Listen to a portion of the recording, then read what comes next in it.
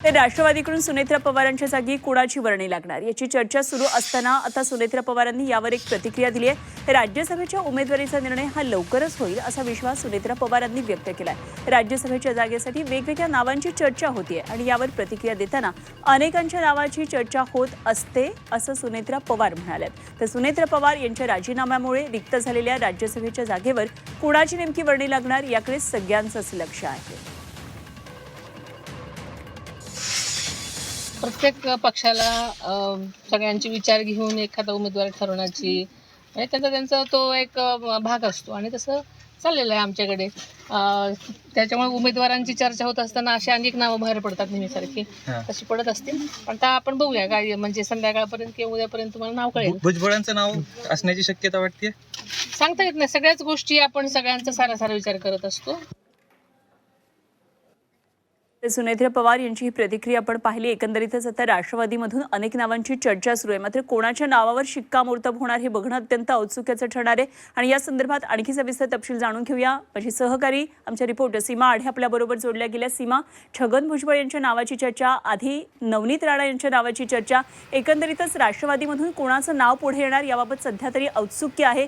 काय काय नेमक्या घडामोडी सध्या राष्ट्रवादीमध्ये या दरम्यान घडतात? नक्कीच अनुपमा, राज्यसभेची जागा रिक्त झाल्यानंतर अगदी तेव्हापासूनच सुरुवातीपासूनच मंत्री छगन भुजबळ यांनी राज्यसभेच्या या एका जागेसाठी लॉबिंग करायला सुरुवात केलेली होती आणि सुरुवातीपासूनच पक्षाकडे त्यांची एकच मागणी होती की राज्यसभेवरती माझी वर्णी लावा आणि मंत्रिपद जे मी राजीनामा दिल्यानंतर जे रिक्त होईल त्या रिक्त जागेवरती त्या मंत्रिपदावर समीर भुजबळ यांची वर्णी लागली पाहिजे। त्यांची ही मागणी त्यांनी सुरुवातीपासून कायम ठेवली आणि काल जी महत्त्वाची बैठक पार पडली त्या बैठकीमध्ये सुद्धा वरिष्ठ नेत्यांसोबत आणि कोर कमिटीचे जे सदस्य उपस्थित होते त्यांच्यासमोर देखील भुजबळांनी हीच भूमिका आणि हीच मागणी केल्याची माहिती मिळत आहे।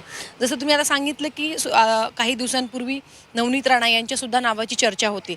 राज्यसभेसाठी नवनीत राणा यांच्या नावाची चर्चा होती, त्यासाठीच्या भेटीगाठी सुद्धा झालेल्या होत्या, मात्र वरिष्ठ नेत्यांनी नवनीत राणा यांना विरोध केल्यामुळे त्यांचं कुठेतरी नाव हे मागे पडलं आणि पुन्हा एकदा भुजबळांचं नाव हे पुढे आलं।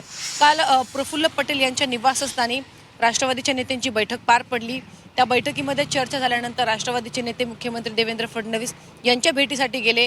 त्या ठिकाणी देखील भुजबळांनी आपली भूमिका बोलून दाखवली, आपली मागणी त्यांनी त्या ठिकाणी देखील केल्याची माहिती मिळत आहे की मी राज्यसभेवर जाण्यासाठी तयार आहे, मात्र माझ्या गेल्यानंतर राजीनामा दिल्यानंतर जी जागा रिक्त होईल, जे पद रिक्त होईल त्या पदावरती समीर यांचीच वर्णी लागली पाहिजे, तरच मी राज्यसभेवरती जाणार।